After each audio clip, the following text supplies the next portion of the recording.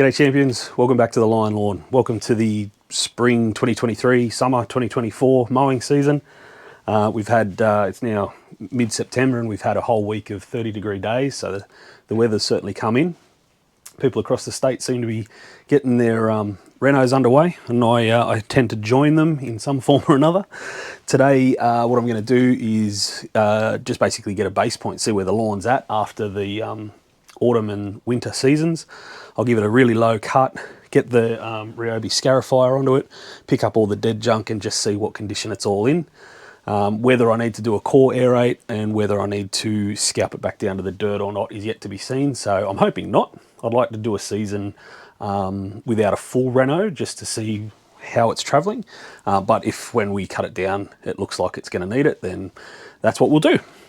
I have some new toys this season, starting with some new plant doctor bits and pieces. We've got Liquid Iron, Activate Extra, Quantum H, Seaweed Secrets, Nature's Soil Wetter.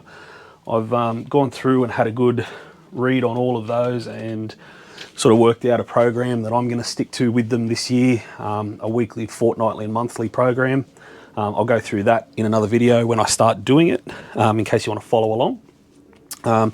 But specifically that soil wetter, I think if you're in Australia at the moment, heading into this summer, if you plan to keep your lawn in any shape at all, I think watering and getting the water into the soil profile is going to be the only thing that saves us from a total disaster. So that's why I got so much of that, because I think that's going to be my best friend this year. But we'll see how we go. Anyway, I'll take you out onto the lawn, show you what condition it's in now before we start, and then we'll get stuck in. Righto. You can see behind me, if you haven't seen the fire pit video, I'll link that there, but we put a fire pit in. But I lost about 25 square metres of lawn doing that, so now I have a fairly good rectangular lawn to work with this season, which is sort of sad that I lost a bit of grass, but also a bit easier to manage with a nice shape for watering and those sorts of things.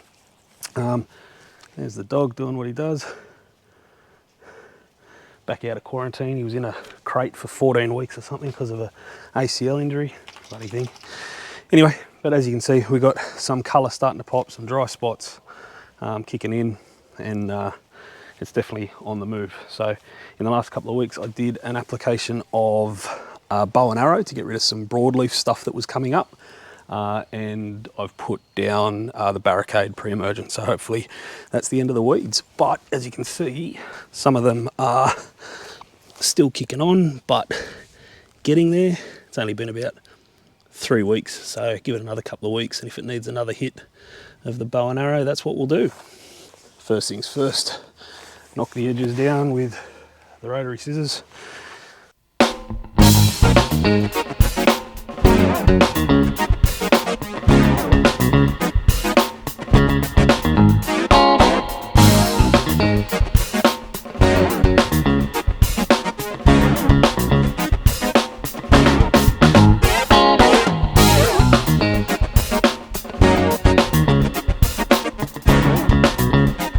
One pass done, and it's on the second lowest setting on the mower.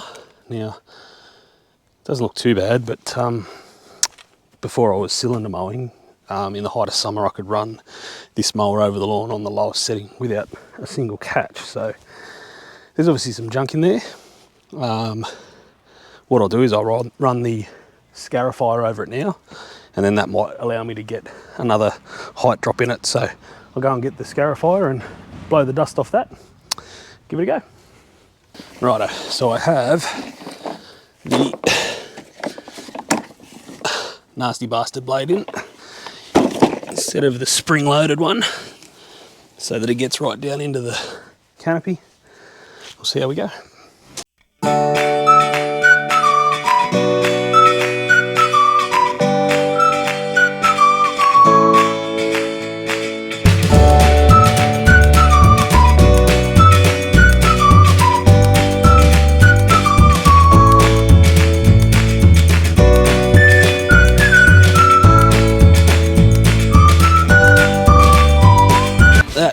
Is a lot of stuff that came out of the grass.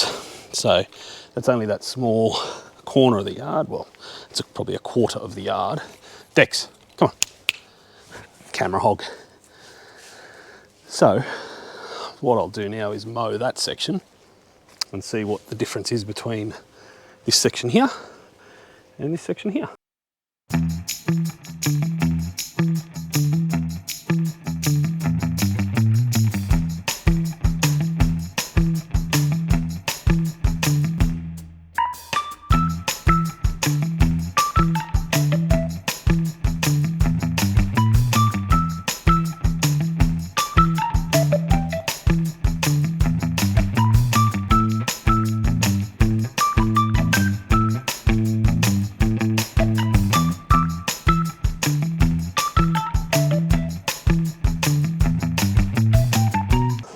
Just with Scarifying, I've taken 2 full catcher loads just out of those 4 strips of grass of all that stuff that builds up over winter. It's incredible.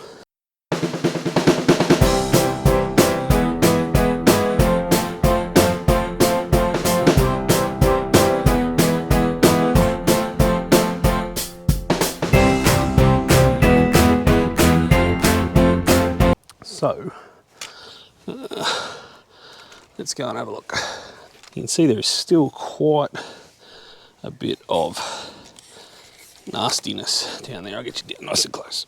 Alright, so you can see if I pull it back, like it's still super thick. And there's a lot of dead stuff under there. So it'll need another going over at some stage. But what I'm hoping is that by freeing up the stuff that I've cleared out now, it'll let me get that mower down much lower and I'll be able to just cut through that with the blades, but we'll see. It's pretty thick. So, but it does look much better there than over this side where I haven't done anything yet. If you come down here, you can see there it is, like a thick mat of stuff. Like that was a 12 mil, 13 mil lawn at the end of the season. And now look at it.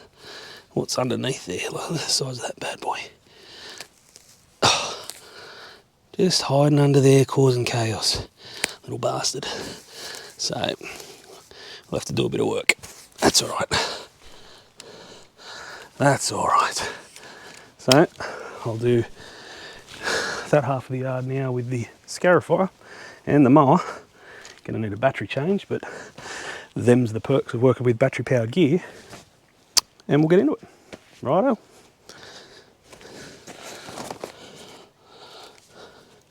All sorts of Slipknot day on work tunes. Who am I kidding? Every day's a Slipknot day.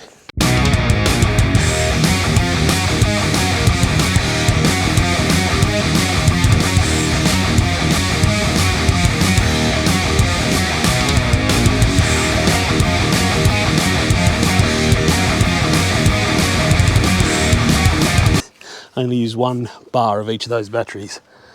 I wasn't going to go back the other direction, but perhaps I should. I've got the battery life to do it.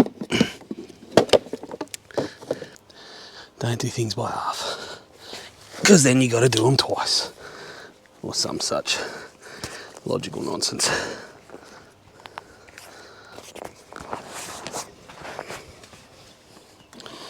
Righto, back in a minute. So it's going pretty well. As you can see, it's getting real low now. I've mowed it a couple of times, I've scarified it a couple of times, and I've done pretty much the best I can do with the Ryobi gear. So I've brought out the big guns. I was kind of hoping that the first mow of the Allet for the season would be a good mow, but it's just too good of a bit of gear that, I mean, look what it's doing to this. Just getting it right. I'll try and get my shadow out of it for you. Just getting it right down low, which is good. So I'm going to keep on doing a pass or 2 with that and drop the height on that a few more times. And hopefully we've accidentally done a mini reno.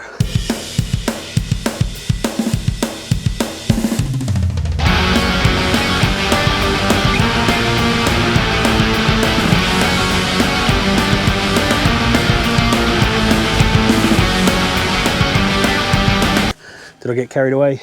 Yes, I did. But it's looking pretty good. I'm not too worried about it because it's looking pretty good. I'm pretty happy with how that is underneath the canopy. So use the cylinder mower to get the last bits off, and yeah, got it down to a really nice height. So that's on the allet, that's at about I think from memory that setting's about 8 or 10 mil, so lower than I normally cut with it. Scalped a lot, which you'd imagine. So it will, yeah, it's taken a heap of meat out of the middle, but as it grows back in the next couple of weeks, I'll lift up to my normal 12 mil and keep knocking the tops off until it greens up, and it should be good. So I did, however, because I didn't plan to do this, fill up ye old Otto. So I got nowhere to put my last lot of clippings, but that's a small problem to have and not one that I'm that worried about. So I'll get this stuff off the lawn and then we'll move on to the next step. Woo.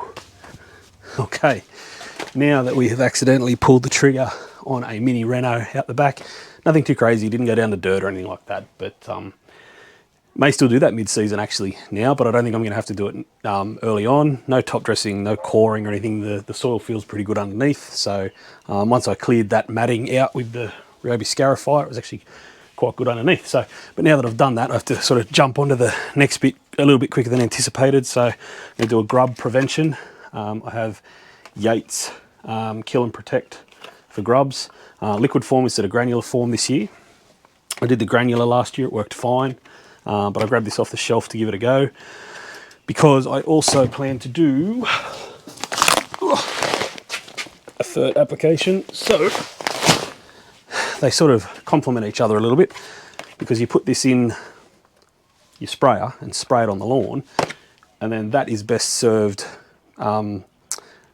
put out over a moist or a wet lawn. So I'll wet it with the grub kill, then put the fertilizer down on the wet lawn and then water it all in. So sort of kills all the birds with one stone, and I get to use my sprayer, which I love doing. So.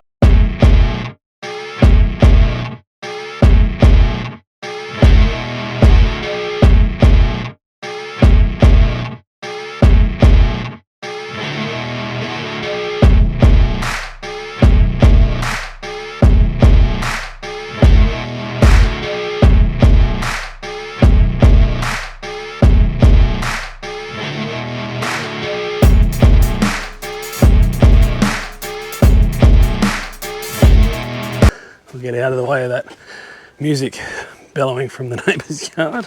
Loves his classical music. Loves it. Righto, so mowed, scarified, mowed. Too far, too down, too low, whatever, it's fine. Cut it right down, put the Yates, this stuff down in the sprayer, put the lawn builder down out of the spreader. The only thing left to do now is irrigate it. I ripped all my irrigation out yesterday, rookie error. Got sick of it being sort of done like a half job. I only did it in a hurry 2 years ago and I've never got back to fixing it. So project for next week or the week after is to go back and trench it all properly and redo my pop-up. So in the meantime, just got myself a oscillating sprinkler, another Holman one.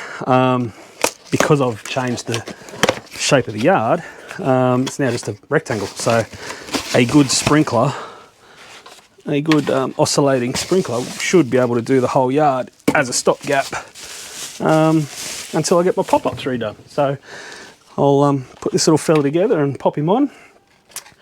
It's beer o'clock, so I'll grab one of those, put the sprinklers on, and keep you updated over the next couple of days as to what the lawn's doing. If you haven't subscribed to the channel, please do. I'm going to hopefully put out a fair bit of content this summer to do with the lawn, irrigation, the garden beds, the plants, all that sort of stuff. I might even go back to showing some of the front yard if I can get it back into shape. So like I said, if you haven't subscribed, please do. I'm sort of looming towards 1,000 subscribers, which would be really good. But if even if you don't, give us a thumbs up, leave us a comment, tell me what you think, and I'll catch you next time on the Lion Lawn. Cheers.